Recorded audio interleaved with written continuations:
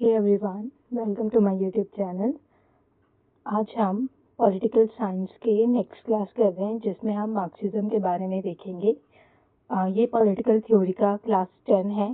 तो अगर आप पिछले के जो भी क्लासेस हुए उसे नहीं देखे हो तो प्लीज़ जाके देख सकते हो ताकि इधर का आपको समझ में आ सके। ठीक है, तो आज हम लोग मार्क्सिज्म स्टार्ट करेंगे।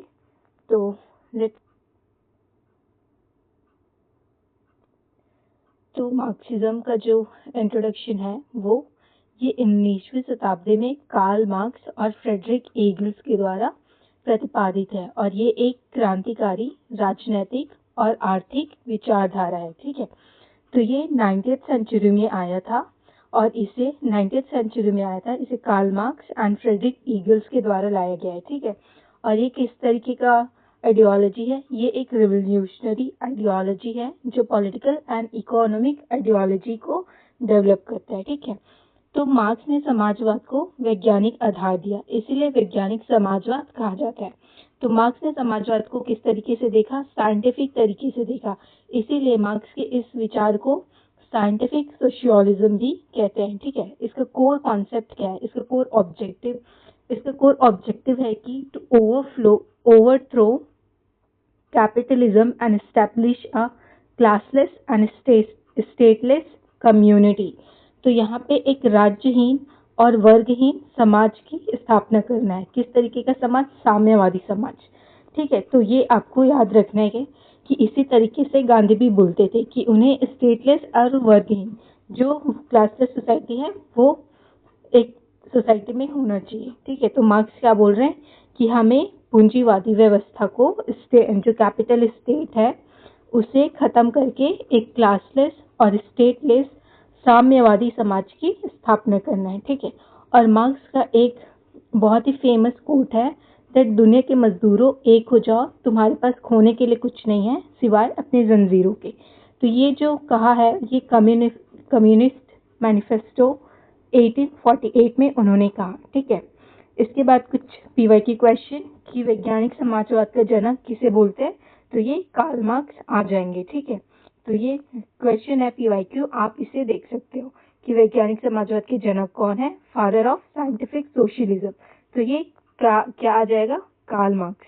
ठीक है, उसके बाद अगर हम एक एग्जांपल देखें कि एक फैक्ट्री है जिसमें 100 मजदूर दिन रात मेहनत करके मोबाइल फोन बनाते हैं और इसकी कीमत क्या है? 20,000। ठीक है, लेकिन मजदूरों को केवल 200 रुपए दिहाड़ी मिल रही है और बाकी जो 19,800 रुपए है इसे कौन रख रहा है? मालिक रख रहा है, फैक्ट्री के मालिक रख रहा है, जो जिसे हम पूंजीपति बोलते हैं।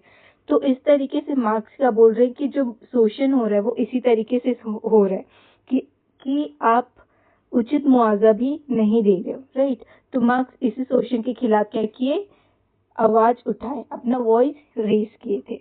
ठीक है, इसके बाद हम core concept of classical Marxism के बारे में देखेंगे कि शास्त्रीय मार्क्सवाद के प्रमुख सिद्धांत। तो डायलेक्टिकल मटेरियलिज्म, द्वंद्वात्मक भौतिकवाद। तो मार्क्स ने हीगल के द्वंद्ववाद का विचार लिया था, लेकिन हीगल के विचार जो आइडिया के स्थान पर उन्होंने मैटर को ज्यादा इम्पोर्टेंस दिया था। और यहाँ पे मार्क्स ने किसको ज्यादा इम्पोर्टेंस दिया? हीगल ने विचार को दिया था, लेकिन मार्क्स ने भौतिक जो मैटर है उसको दिया था। इसकी जो प्रक्रिया है, जो ट्रायडिक प्रोसेस है, उसमें थीसिस, एंटीथेसिस एंड सिंथेसिस आता है, वाद, प्रतिवाद एंड संवाद। ये क्वेश्चन आया हुआ है, ये क्रम में पूछते हैं, क्रम से लगाव करके। तो थीसिस, एंटीथेसिस एंड सिंथेसिस ये आ जाएगा आपके लिए। इसके बाद हिस्टोरिकल मटेरियलिज्म देखते हैं। ठीक है, कि मानव इतिहास का निर्धारण विचारों से नहीं बल्कि आर्थिक उत्पादन के साधनों और संबंधों से होता है। तो हिस्टोरिकल मटेरियलिज्म में मार्क्स क्या बोल रहे हैं कि जो मानव इतिहास है, जो ह्यूमन की हिस्ट्री है, तो उसे डिफाइन क्या कर रहा है? उसे कौन किस तरीके से ड्रिवन हो रहा है कि वो विचारों से नहीं बल्कि जो आर्थिक उत्पादन है, उसके साधन है और उसके संबंध है, वो हमारे उसको ड्राइव कर रहे हैं। राइट, कि ह्यूमन सोसाइटी को ड्राइव कर रहे हैं। तो human history is driven not by ideals or spiritual consciousness, but by economic forces and material means of production. तो ये मार्क्स ने बताया है क्लासिकल मार्क्सिज्म में, ठीक है। इसके बाद हम देखें कि एक बहुत ही मेजर कॉन्सेप्ट है कि आधार और अधिरचना, ठीक है, बेस एंड सुपर स्ट्रक्चर। ये उनका एक बहुत ही फेमस कॉन्सेप्ट है कि अधिरचना में वो उनको क्या, जो सुपर स्ट्रक्चर है उसमें हमारा स्टेट आ जा रहा है, लॉ आ जा रहा है, religion, culture, education and media. तो ये किस पर निर्भर है, ये बेस पर निर्भर है और उसकी रक्षा करता है, ठीक है। तो निर्धारित डिटरमाइंस क्या कर रहे हैं कि मूल आधार, ये जो बेस है, इकोनॉमिक फाउंडेशन, उत्पादन के साधन, स्वामी श्रमिक संबंध, आर्थिक प्रणाली, पूंजीवाद, समाज की असली नींव। तो जो कैपिटलिज्म है, जो उत्पादन के साधन है, ये क्या हो जाएगा, ये बेस हो जाएगा। और ये बेस जो है किसके थ्रू डिटरमाइन हो रहा है, इसके थ्रू कि स्टेट है, लॉ है, रिलीजन है, कल्चर, शिक्षा एंड मीडिया, ठीक है। तो ये जो है बेस पर निर्भर है और इसकी रक्षा करता है। तो ये सब जो है सुपर स्ट्रक्चर किसके ऊपर है कि ये सुपर स्ट्रक्चर किसके ऊपर, मतलब ये जो सुपर स्ट्रक्चर है जिसमें राज्य आ रहा है, कानून आ रहा है, धर्म आ रहा है, ये सब जो है ये मूल आधार जो इकोनॉमिक फाउंडेशन है उसके ऊपर डिपेंड कर रहा है। तो मूल आधार यहाँ पे क्या हो जा रहा है कि ये इकोनॉमिक फाउंडेशन हो जा रहे हैं, ठीक है। तो मतलब सबसे ज्यादा इम्पोर्टेंट हमारे लिए ये हो जा रहा है, उसके बाद ये सब, ठीक है, क्योंकि इसके ऊपर ये जो बेस है इसके ऊपर ये सब पूरे सुपर स्ट्रक्चर टिकी हुई है। इसके बाद हम क्वेश्चन करते हैं कि हीगल का द्वंद्ववाद के सिर के बल खड़ा था, मैंने उसे पैरों के बल खड़ा कर दिया। ये कथन किसका है? तो एक बार फिर देखते हैं कि हीगल का द्वंद्ववाद सिर के बल खड़ा था, मैंने उसे पैरों के बल खड़ा कर दिया। तो ये किसका है? Karl Marx. He inverted Hegelian idealism into materialism. क्योंकि हीगल क्या मान रहे हैं, वो आइडिया को ज्यादा इम्पोर्टेंस देते हैं, बट कार्ल मार्क्स जो है वो मटेरियल, जो भौतिक पदार्थ है, उसे ज्यादा इम्पोर्टेंस देते हैं, राइट।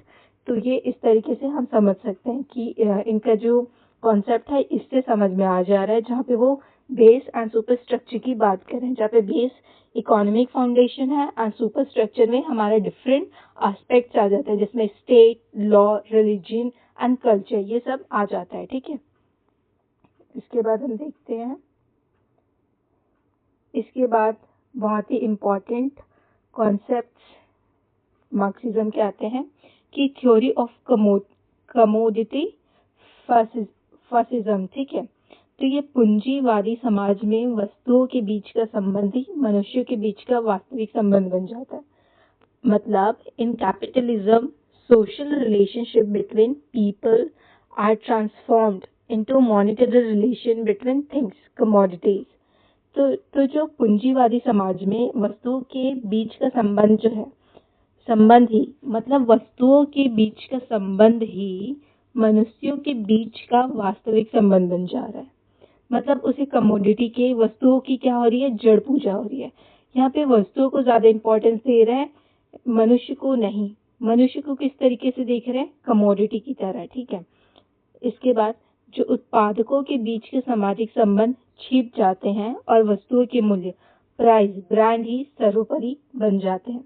उत्पादकों, ठीक है, उत्पादकों के बीच के सामाजिक संबंध छिप जाते हैं, मतलब जो बहुत सारे श्रमिक हैं उनकी जो स्थिति है उनकी समाज में वो छिप गई है, लेकिन यहाँ पे जो वस्तु है, मूल्य, ब्रांड, वो सर्वोपरि हो जा रहा है।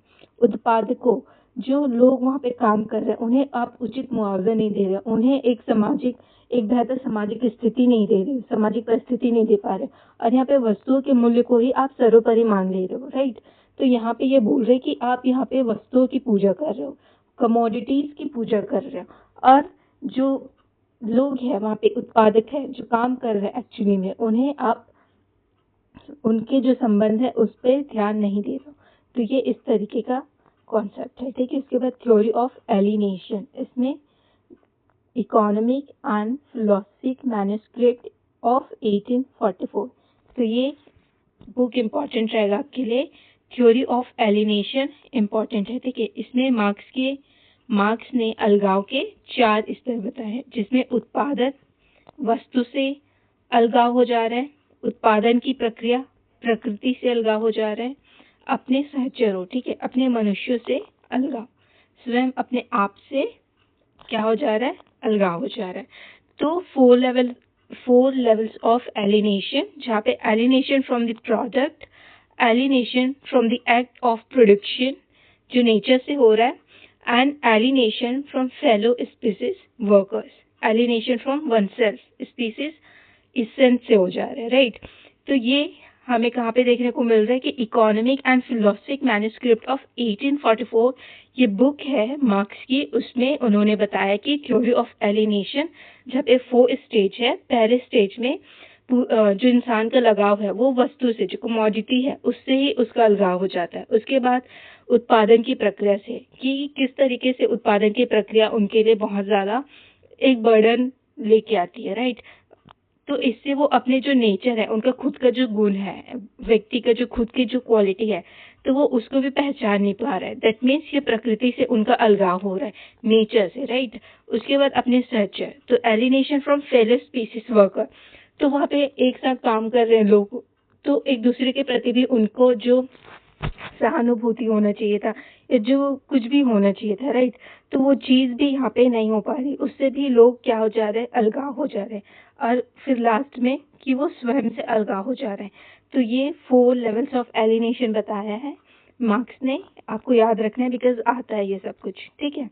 इसके बाद थ्योरी ऑफ सरप्लस वैल्यू, ये कॉन्सेप्ट भी इम्पॉर्टेंट है। दास कैपिटल 1867 में इसमें बताया गया, ठीक है। दास कैपिटल जो बुक है 1867 में लाया गया, इसमें थ्योरी ऑफ सरप्लस के बारे में बताया। तो श्रमिक द्वारा निर्मित मूल्य और उसे मिलने वाले वेतन के अंतर को पूंजीपति क्या कर लेते हैं, हड़प लेते हैं, जिसे अतिरिक्त सरप्लस कहते हैं, ठीक है। तो जैसे कि ऊपर में हम लोगों ने एक एग्जाम्पल देखा था, फैक्ट्री में जो मजदूर काम करे, ये वाला, ठीक है। तो यहाँ पे क्या है कि 100 मजदूर है जो दिन रात काम कर रहे हैं, राइट, एक फोन बना रहे, और उसका जो प्राइस है वो 20,000 है, लेकिन मजदूर को कितना मिल रहा है दिहाड़ी, उसको कितना मिल रहा है, उनका सैलरी कितना जा रहा है, सिर्फ 200।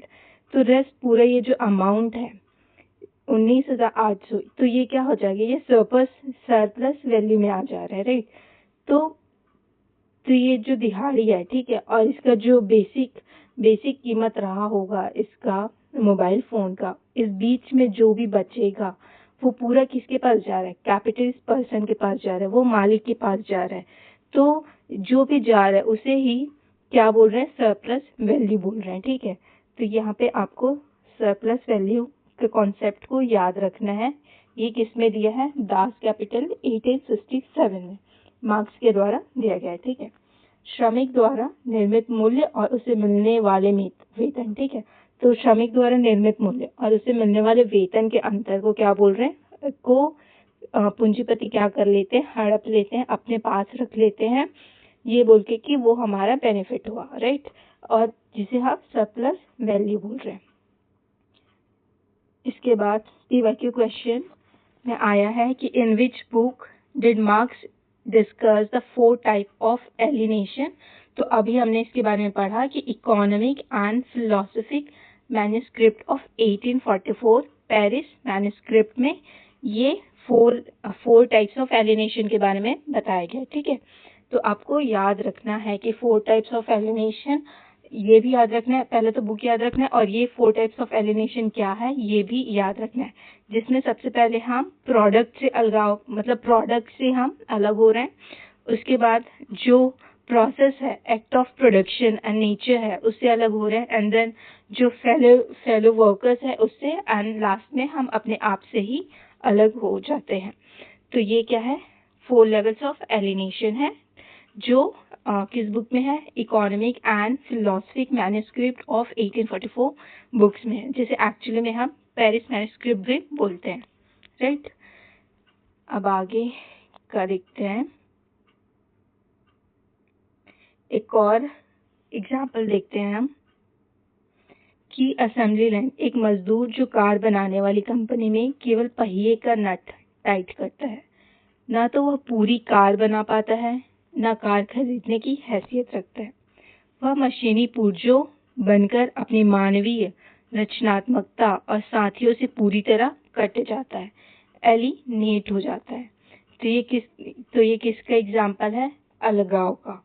कि उसका डिजायर है कि वो एक कार खरीद पाए, बट वो कार नहीं खरीद पा रहा है, मतलब उसकी हैसियत नहीं है, और ना तो वो पूरी कार बना पा रहा है।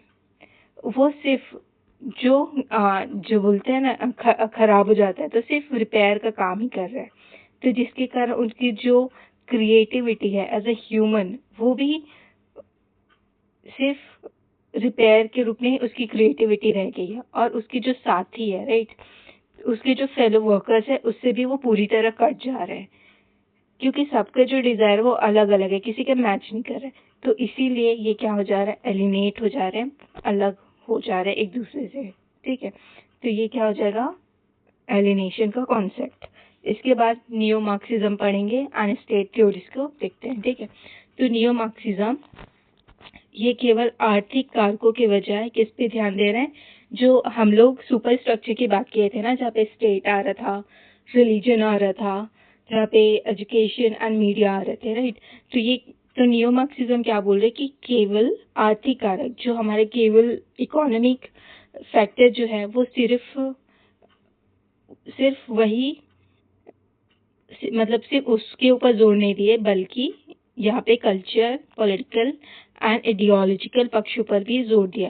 दैट मीन्स अब सिर्फ आर्थिक कारक को ही उन्होंने नहीं लेके चला, बल्कि जो सोसाइटी है उसके अलग अलग एस्पेक्ट्स को भी लेके चले, जहाँ पे नियो मार्क्स ने बताया। इसमें सबसे की थिंकर्स जो आ जाएंगे, उसमें Antonio Gramsci, George Lukacs, Louis Althusser, Ralph Miliband, Nicos Poulantzas, Herbert Marcus.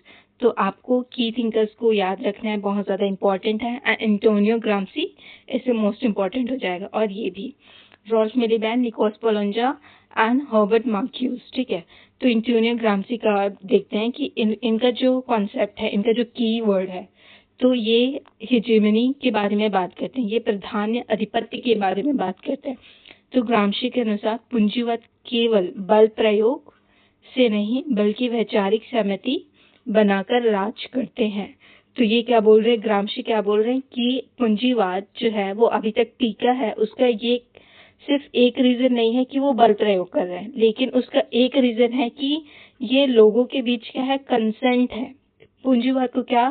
सहमति मिली हुई है लोगों का, जिसके कारण वो अभी तक टिका हुआ है। पूंजीवाद कि इतने समय तक रहने का सिर्फ यही रीजन है कि लोगों के बीच क्या है? सहमति है, कंसेंट है।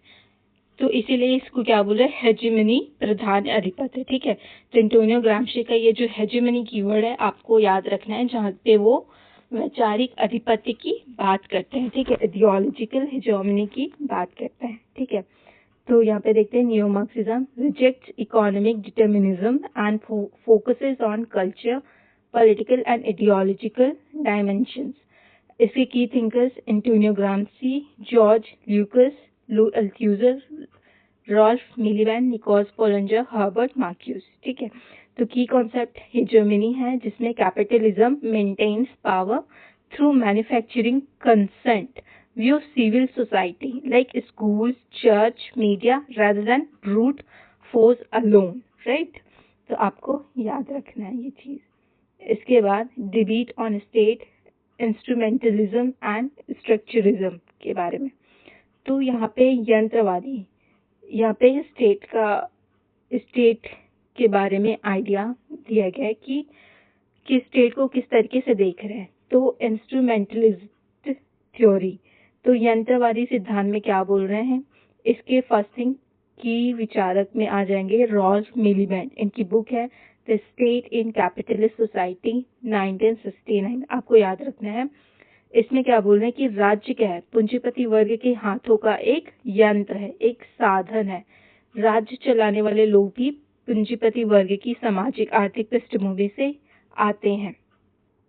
इसके बाद स्ट्रक्चरलिस्ट थ्योरी में निकोस पोलंजा आते हैं। इनकी बुक है political power and social classes 1968।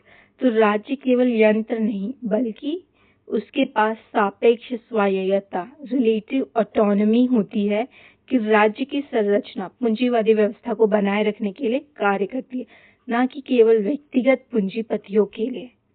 Right. तो यहाँ पे रॉल्फ मिलीबैंड क्या बोल रहे हैं कि राज्य को एक इंस्ट्रूमेंट की तरह देखे, किसके लिए? जो कैपिटलिस्ट वर्ग है, जो कैपिटलिस्ट सोसाइटी है उनके लिए, क्लास के लिए। ठीक है।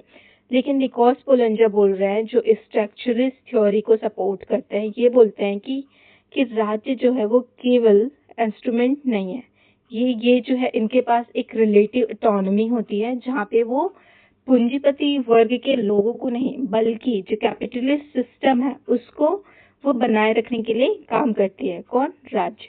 तो आपको ये डिफरेंस पता होना चाहिए। ठीक है कि इंस्ट्रूमेंट आपको यहाँ पे वर्ड से समझ में आ जाएगा कि इंस्ट्रूमेंटलिस्ट थ्योरी जो है वो यंत्र की तरह देख रहे हैं राज्य को, और स्ट्रक्चर तो यहाँ पे इंस्ट्रूमेंट बोल रहे हैं, मतलब आप यहाँ पे यंत्र समझ जाना, एंड स्ट्रक्चर बोल रहे हैं वहाँ पे आप ये समझ जाना कि जो पूंजीवादी सिस्टम है उसे ज्यादा सपोर्ट कर रहे हैं रादर की जो पर्टिकुलर कैपिटलिस्ट लोग हैं उन्हें। तो लोगों से ज्यादा कैपिटलिस्ट सिस्टम के ऊपर ध्यान दिया जा रहा है राज्य के द्वारा। तो आपको यहाँ पे इनकी बुक्स याद रखनी है, रॉल्फ मिलीबैंड की और निकोस पोलंजा की। तो निकोस पोलंजा की बुक है political power and social classes 1968, and Ralph Miliband की बुक है the state in capitalist society 1969। Right. इसके बाद कुछ पीवाईक्यू क्वेश्चंस जो मैच ऑफ द फॉलोइंग्स में आया हुआ है, जिसमें लुई अल्थ्यूजर का book ideological state apparatus versus repressive state apparatus RSA। ठीक है। इसके बाद एंटोनियो ग्राम्सी का hegemony and organic intellectuals, Nicos Poulantzas का रिलेटिव ऑटोनॉमी ऑफ स्टेट, ये कॉन्सेप्ट है, बुक नहीं है। ठीक है। Ralph Miliband instrumentalist view of state, यंत्रवादी सिद्धांत।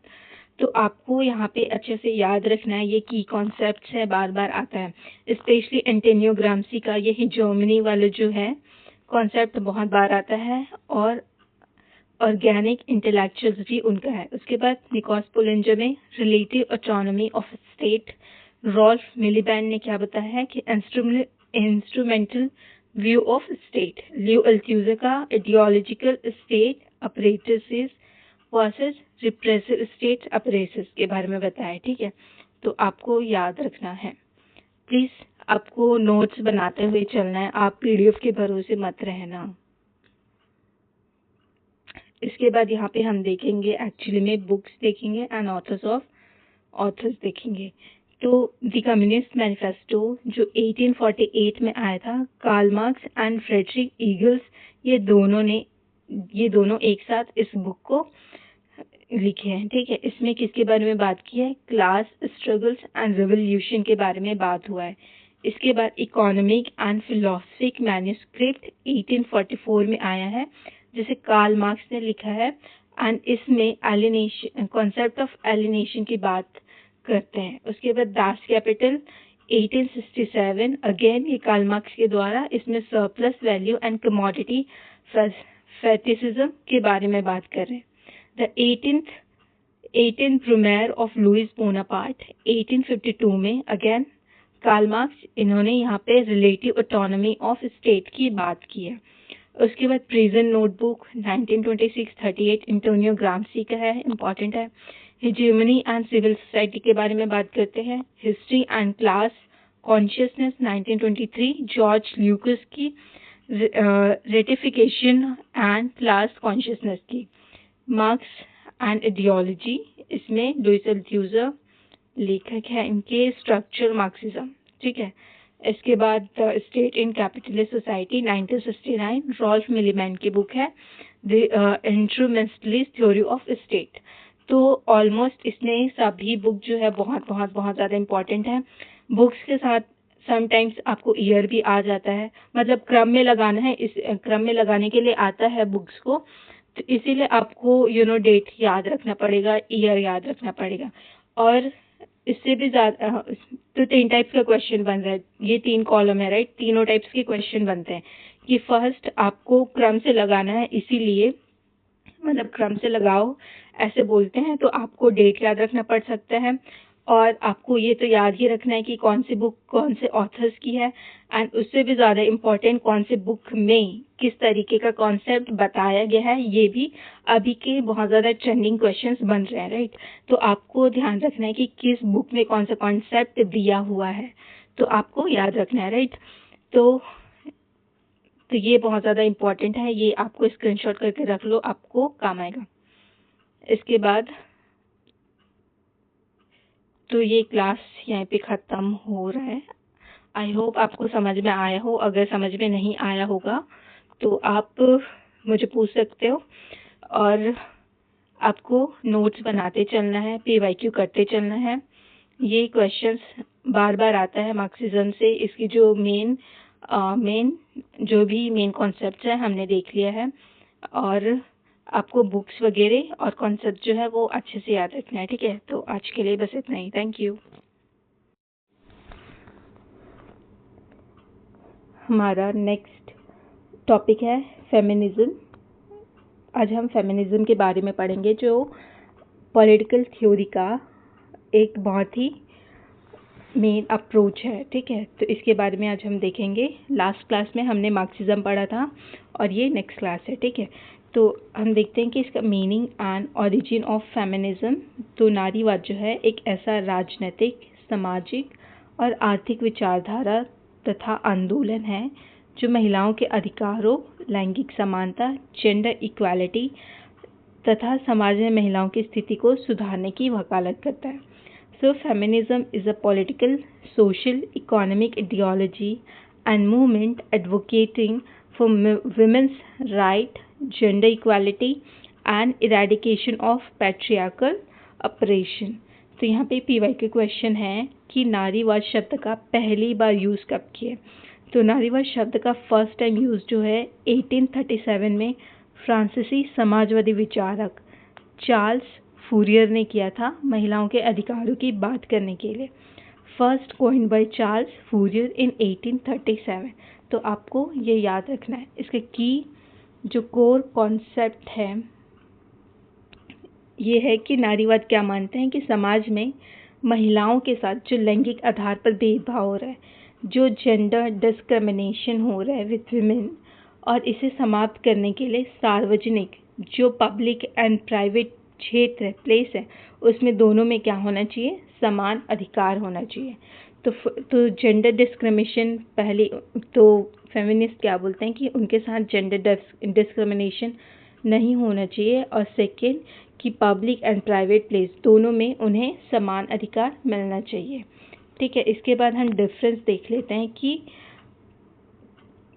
कि ये जो सेक्स है एंड जेंडर है उसके बीच में।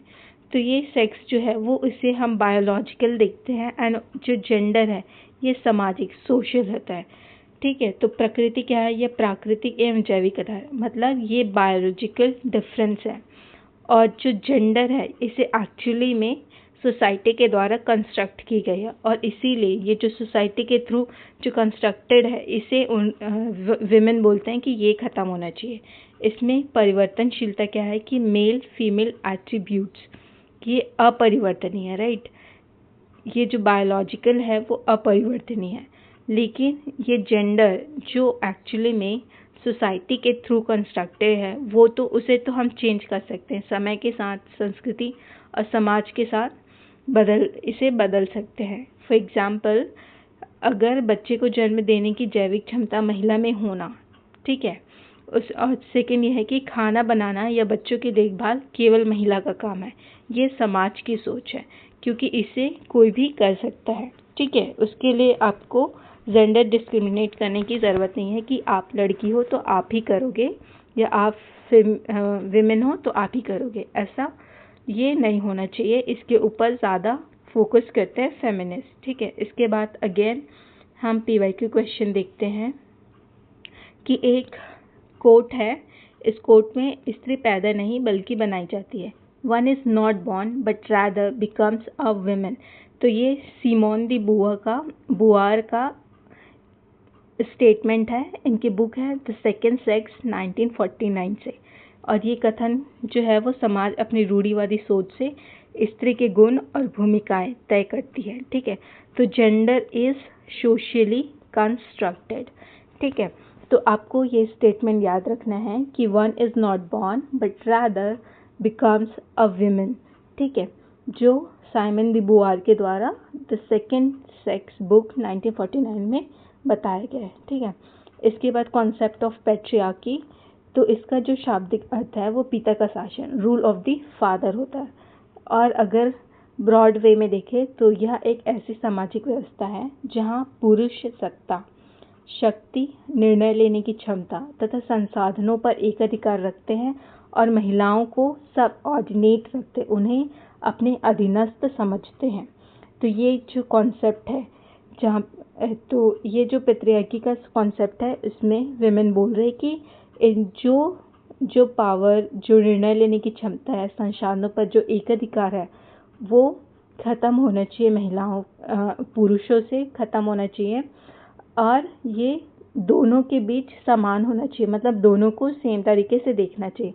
महिलाओं को अपने अधीनस्थ जो मान रहे हैं वो सबसे तो ये चीज़ जो है अधीनस्थ मान रहे हैं वो उन्हें सही नहीं लग रहा है। ठीक है, तो महिलाओं को अधीनस्थ समझना ये क्या हो जाएगा, पैट्रियार्की कॉन्सेप्ट हो जाएगा।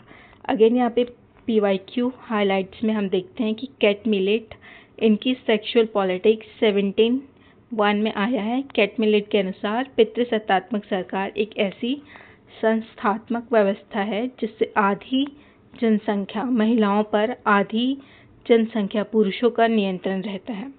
मिलेट ने राजनीति को शक्ति संरचित संबंध का, पावर स्ट्रक्चर्ड रिलेशनशिप, राजनीति को, ठीक है, के रूप में परिभाषित किया है।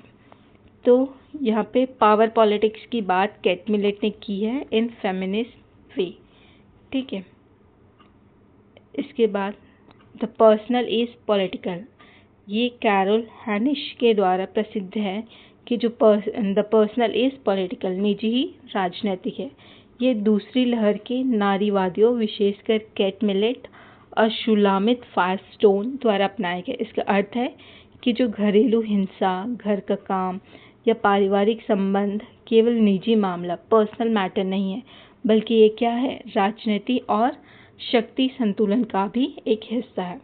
तो यहाँ पे हम different waves of feminist movement देखते हैं कि किस तरीके से फेमिनिस्ट की मूवमेंट आगे बढ़ी है। तो फर्स्ट वेव में क्या आ जाता है, ये 19th और 20th सेंचुरी में हुआ था। इस टाइम इनके जो मेन इश्यूज था, की इश्यूज एंड डिमांड्स थे, इसमें मताधिकार, सफरेज राइट्स, लीगल राइट्स, शिक्षा का अधिकार और संपत्ति का अधिकार। तो ये जब 19वीं 20वीं शताब्दी जो फेमिनिस्ट की मूवमेंट की फर्स्ट लहर थी, जो फर्स्ट वेव थी, उसमें मताधिकार और जो लीगल राइट्स है, एजुकेशन राइट है एंड प्रॉपर्टी का राइट है, उसके बारे में बात किए थे। तो इसमें की थिंकर में मैरी वॉल्सनक्राफ्ट आ जाएंगी, John Stuart Mill, Elizabeth Cady Stanton. ठीक है, तो आपको Mary Wollstonecraft and John Stuart Mill याद रख सकते हैं। उसके बाद सेकेंड वेव जो 1960 के से 1980, ये 20 साल तक चला, जिससे सामाजिक और सांस्कृतिक समानता, निजी ही क्या है, राजनैतिक है, प्रजननात्मक अधिकार जो रिप्रोडक्टिव राइट्स है, पितृसत्ता का विरोध किया सेकेंड वेव में। इसमें साइमन दी बुआर, बेट्टी फ्रीडन, केट मिलेट, शुलामित फायरस्टोन। ठीक है, तो ये द्वितीय लहर में आ जाएगा। फर्स्ट टाइम हम पॉलिटिकल, इसको हम कहीं ना कहीं, जो फर्स्ट वेव है उसमें हम कहीं ना कहीं इसे पॉलिटिकल से रिलेट कर सकते हैं, और जो सेकेंड है इसे हम सोशल एंड कल्चरली के उससे रिलेट कर सकते हैं। ठीक है, उसके बाद जो थर्ड वेव है उसमें 1990 से आया। ठीक है, इसमें इंक्लूसिविटी, नस्ल, रंग, वर्ग व लैंगिक समावेशन, जो इंटरसेक्शनैलिटी है, उत्तर आधुनिकतावाद, इसके बारे में बात किया गया है। तो इसमें Rebecca Walker, Judith Butler, bell hooks ये है, ठीक है। तो आपको याद रखना है। इसके बाद फोर्थ वेव जो 2010 से अभी तक चल रहा है, इसमें डिजिटल नारीवाद, ऑनलाइन उत्पीड़न के खिलाफ कार्रवाई, मी टू आंदोलन जो हुआ था कुछ टाइम पहले हुआ था, राइट, 3-4 साल पहले हुआ था, आई थिंक 17-18-19 के बीच में हुआ था, 2017-18-19 मी टू आंदोलन चला था, ठीक है। इसके बाद कार्यस्थल पर सुरक्षा, सहमति, कंसेंट की बात कही गई है। तो इस तरीके से जो फेमिनिस्ट के मूवमेंट है वो चला है। अभी तक फोर्थ वेव हो चुका है। अभी राइट नाउ ये डिजिटल नारीवाद, जो डिजिटल फेमिनिज्म है, उसके बारे में बात कर रहे हैं, और कार्यस्थल पर सुरक्षा और सहमति, कंसेंट के बारे में। तो इंटरनेट और सोशल मीडिया केंद्रित युवा नारीवादी के द्वारा अभी किया जा रहा है, ठीक है। तो अभी कोई स्पेसिफिक की थिंकर्स नहीं है आपको, लेकिन फर्स्ट 3 जो वेव है उसमें जो की थिंकर है, जैसे मैरी वॉल्सनक्राफ्ट फर्स्ट वेव में आ जाएगी, जॉन स्टुअर्ट मिल ऑब्वियसली फर्स्ट में ही आएंगे, एंड उसके बाद सेकेंड वेव में साइमन दी बोवार, बेटी फ्रीडन, केट मिलेट, शुलामित फायरस्टोन आ जाएगा। उसके बाद थर्ड में हम जुडीथ बटलर एंड बेल हुक्स के बारे में पढ़ते हैं, ठीक है। तो आपको याद रखना है, फर्स्ट थिंग पॉलिटिकल हो जाएगा, सेकेंड सोशल एंड इकोनॉमिक हो जाएगा, थर्ड में अगेन थोड़ा समाज सांस्कृतिक साइड से देख सकते हैं कि नस्ल, रंग, वर्ग, जो भी भेदभाव हो रहा है, जो इंटरसेक्शनैलिटी वर्ग के लोग हैं उनके साथ, ये सब। एंड फोर्थ में जो डिजिटल नारीवादी है उनका, ठीक है। इसके बाद स्कूल्स ऑफ फेमिनिज्म, यहाँ पे हम देखते हैं कि डिफरेंट अप्रोचेस ऑफ फेमिनिज्म। तो फेमिनिज्म में भी उदारवाद जो लिबरल है, लिबरल फेमिनिज्म, वो क्या मानती है, इनका जो की कॉन्सेप्ट क्या है कि महिलाएं भी पुरुष की तरह क्या है, रैशनल बीइंग्स है महिलाएं भी, इसलिए इन्हें क्या होना चाहिए, समान कानूनी, राजनैतिक और नागरिक अधिकार मिलना चाहिए, ऐसा लिबरल फेमिनिज्म मानते हैं। और ये किस तरीके का दृष्टिकोण अप्रोच रखते हैं, सुधारवादी, रिफॉर्मेटिव अप्रोच रखते हैं, ठीक है। यह मौजूदा राजनीतिक व सामाजिक व्यवस्था के भीतर कानूनी सुधारों, मतलब लीगल रिफॉर्म्स के जरिए क्या लाना चाहती है, समानता लाना चाहती है, ठीक है। इसमें की थिंकर्स में आ जाएंगे अगेन मैरी वॉल्सनक्राफ्ट, इनकी बुक है a vindication of the rights of women 1972, the most important and very repetitive question in the UTC NET and CGCET question paper. So you have to remember this thing कि Mary वॉल्सनक्राफ्ट की book a vindication of the rights of the women जो 1792 में आया है, इन्हें नारीवाद की क्या बोल रही हैं, मदर ऑफ फेमिनिज्म, मैरी वॉल्सनक्राफ्ट को। तो ये भी मेरे लिए न्यू है, आपको याद रखना है। सेकेंड जॉन स्टुअर्ट मिल, इनकी बुक है द सब्जेक्शन ऑफ वुमेन 1869। इन्होंने महिलाओं के मताधिकार का क्या किया, जोरदार समर्थन किया है, ठीक है। तो महिलाओं के मताधिकार का समर्थन जॉन स्टुअर्ट मिल के द्वारा किया गया। इनकी बुक है द सब्जेक्शन ऑफ वुमेन 1869। इसके बाद बेटी फ्रीडन, इनकी बुक है द फेमिनिज्म मिस्टीक 1963। इन्होंने महिलाओं की नाम न कही जाने वाली समस्या, the problem that has no name, यानी घरेलू जीवन में घुटन का वर्णन किया। तो जो घरेलू हिंसा होता है, जो घर के अंदर जो भी चीज़ें फीमेल्स सहती है, इसके बारे में बेटी फ्रीडन ने बात की है द फेमिनाइन मिस्टेक्स 1963 में। तो ये लिबरल फेमिनिस्ट अप्रोच बहुत ज़्यादा इंपॉर्टेंट है, आपको याद रखना है। तो यहाँ पे पीआई के क्वेश्चन हम देख लेते हैं कि a vindication of the rights of women 1792, ये किसके द्वारा लिखा है, तो ये मैरी वॉल्सनक्राफ्ट। उसके बाद नेशनल ऑर्गेनाइजेशन फॉर वुमेन नाउ की स्थापना किसने की, बेटी फ्रीडन, ठीक है। तो आपको याद रखना है यहाँ पे नाउ, ठीक है, नाउ की स्थापना फ्रीडन ने की है, ऐसा। जेस मिल की book the subjection of women 1869, ठीक है। इसके बाद हम रेडिकल फेमिनिज्म के बारे में देखते हैं कि रेडिकल फेमिनिन आमूल उग्र नारीवादी। तो यहाँ पे आमूल और उग्र से ही समझ में आ रहा है कि ये उग्र तरीके से, मतलब रैपिड बहुत ही ये बहुत जल्दी परिवर्तन की बात करते हैं, ठीक है। तो ये महिलाओं के उत्पीड़न का मुख्य कारण क्या बोल रहे हैं कि पितृसत्ता पैट्रियार्की को मेन रीज़न बता रही है कि महिला का जो उत्पीड़न का कारण है वो पैट्रियार्की है, जो समाज के नस नस में क्या है, व्याप्त है। केवल कानूनी सुधार काफ़ी नहीं है, बल्कि पूरे पितृसत्तात्मक ढांचे की उखाड़ फेंकना होगा। जैसे मार्क्स बोलते हैं कि हमें स्टेटलेस और क्लासलेस सोसाइटी, कम्युनिस्ट सोसाइटी चाहिए, और किसको उखाड़ फेंकने के बाद,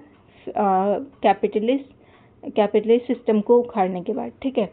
तो यहाँ पे इसी तरीके से आमूल उग्र जो रेडिकल फेमिनिस्ट है, फेमिनिज्म की थिंकर्स है, ये बोल रहे हैं कि हमें सिर्फ कानूनी सुधार नहीं, बल्कि जो पैट्रियार्की ढांचा है, जो पैट्रियार्की सिस्टम है, हमें उसके ऊपर काम करना पड़ेगा। तो इसकी बात इसमें कुछ कोटेड है कि निजी ही राजनीतिक है, जो द पर्सनल इज पॉलिटिकल। तो ये परिवार और विवाह संस्था का क्या होना चाहिए, पुनर्गठन या विरोध करता है। जैविक अंतर को समाप्त करने के लिए तकनीक का सहारा लेना, ठीक है। और मुख्य विचारक में केट मिलेट, सेक्सुअल पॉलिटिक्स 1971, राजनीति को शक्ति संबंध के रूप में देखा। तो ये क्वेश्चन आता है, आपको इम्पोर्टेंट रखना है, ठीक है। उसके बाद शुलामित फास्टोन, द डायलेक्टिक ऑफ सेक्स 1970, इन्होंने कहा कि महिलाओं की अधीनता का कारण क्या है, उनका जैविक कार्य, बच्चे पैदा करना है, इसे तकनीक द्वारा बदला जा सकता है। शीला रोजोथम, ये हिडन फ्रॉम हिस्ट्री 1973। तो यहाँ पे आपके लिए इम्पॉर्टेंट जो है, आपको ये की कॉन्सेप्ट याद रखना है, एंड उसके बाद ये विचारक याद रखना है। डायलेक्टिक्स ऑफ ये भी आता है, आप याद रख सकते हैं, ठीक है। उसके बाद हम देखते हैं कि सोशलिस्ट एंड मार्क्सिस्ट फेमिनिज्म।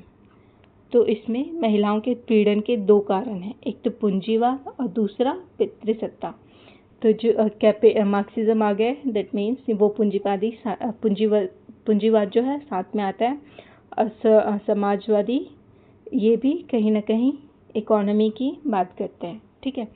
तो इसमें इसकी अवधारणा क्या है कि पूंजीवाद महिलाओं के बिना वेतन वाले घरेलू श्रम, जो अनपेड डोमेस्टिक लेबर का शोषण करता है, जिसमें पुरुष को सस्ता श्रम बल मिलता है। तो ये जो है अनपेड डोमेस्टिक लेबर की बहुत ज़्यादा विरोध करती है, ठीक है। इसमें फ्रेडरिक एगिल्स आ जाएंगे, the origin of the family, private property and the state 1884। एगिल्स के अनुसार निजी संपत्ति का उदय महिलाओं की ऐतिहासिक पराजय का कारण है। एगिल्स निजी संपत्ति का उदय महिलाओं की ऐतिहासिक पराजय का कारण माना, ठीक है। इसमें चार्ल्स फूरियर, क्लारा जेटकिन, रोजा लग्जमबर्ग आ जाएंगे, ठीक है। तो आपको याद रखना है ये वाली चीज़ कि कौन से फेमिनिस्ट अप्रोच में अनपेड डोमेस्टिक लेबर के बारे में बात हो रही है। तो ये सोशलिस्ट एंड मार्क्सिस्ट में आ जाएंगे, जो पूंजीवाद के साथ पैट्रियार्की के बारे में भी बात कर रहे हैं, ठीक है। इसके बाद पीआई के क्वेश्चन देखते हैं कि निजी संपत्ति के उदय ने महिलाओं की प्रधानता को जन्म दिया। ये कौन बोल रहा है, फ्रेडरिक एंजल्स ने बोल रही है 1884 में, 1884 में, ठीक है। तो आपको याद रखना है। उसके बाद इको फेमिनिस्ट के बारे में बात करते हैं।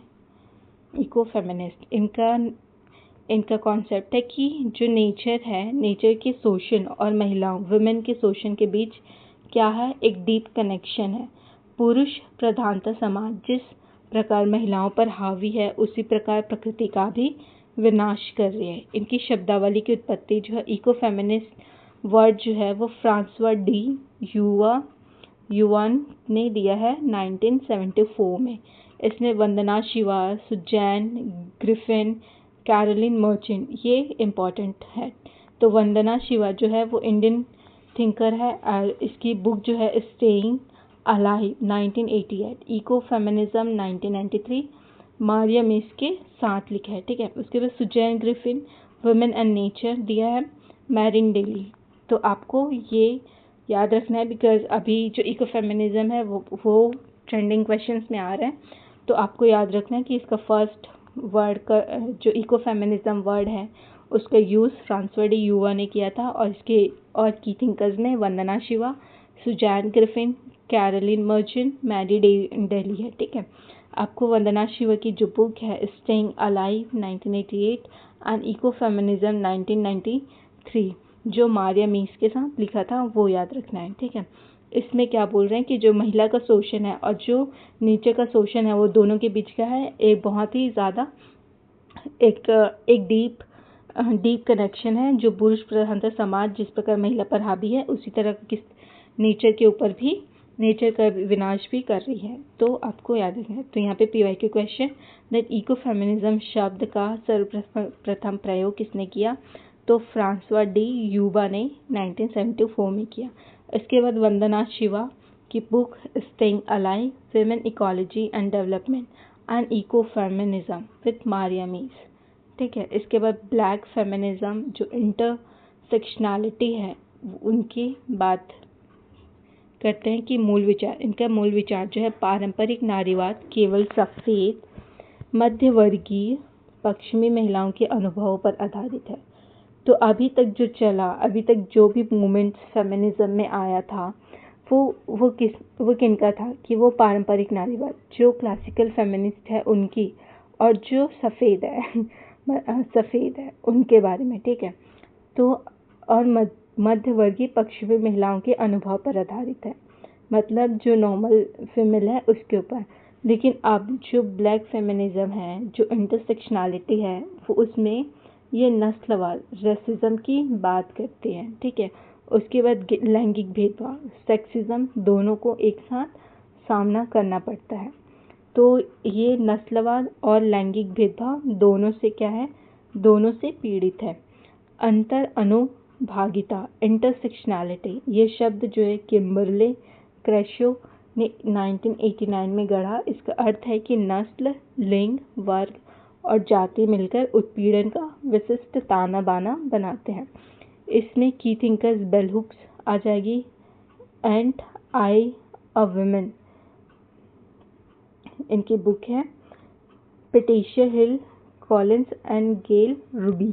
ठीक है, उसके बाद post modern post structure feminism ये इस बात का खंडन करती है कि सभी महिलाएं की स्थिति एक जैसी है। जैसे अभी हमने देखा कि जो ब्लैक फेमिनिज्म है उनकी स्थिति अलग है, और इससे पहले जो भी फेमिनिज्म मूवमेंट आया उसमें उन महिलाओं की जो प्रॉब्लम थी उनकी स्थिति थी वो अलग थी। तो रिजेक्शन ऑफ यूनिवर्सल वुमेनहुड, तो ये किसका विरोध कर रहे हैं? रिजेक्शन ऑफ यूनिवर्सल, कि आप हर एक महिला के एक यूनिवर्सली वुमेनहुड को नहीं देख सकते। अगर आप ऐसा देखते हो तो उसका खंडन कर रहे हैं उत्तर आधुनिकतावाद। ये भाषा विमर्श डिस्कोर्सेस और पहचान के निर्माण पर जोर देता है। इसका मुख्य विचारक जो जुडीथ बटलर पुस्तक है जेंडर ट्रबल, इन्होंने जेंडर परफॉर्मेटिविटी जेंडर एक अभिनय प्रदर्शन का सिद्धांत दिया। तो आपको याद रखना है जुडीथ बटलर जेंडर परफॉर्मेटिविटी जेंडर एक अभिनय प्रदर्शन।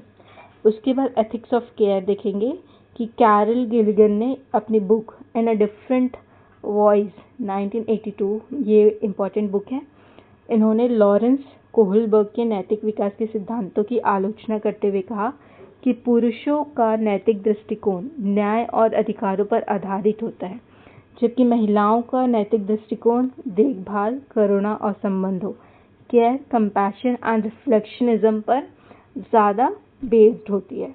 तो इन्होंने की डिफरेंस बताया बिटवीन कि जो मेल है एंड विमेन है उनके जो अप्रोच होता है to see a world in a different way, right.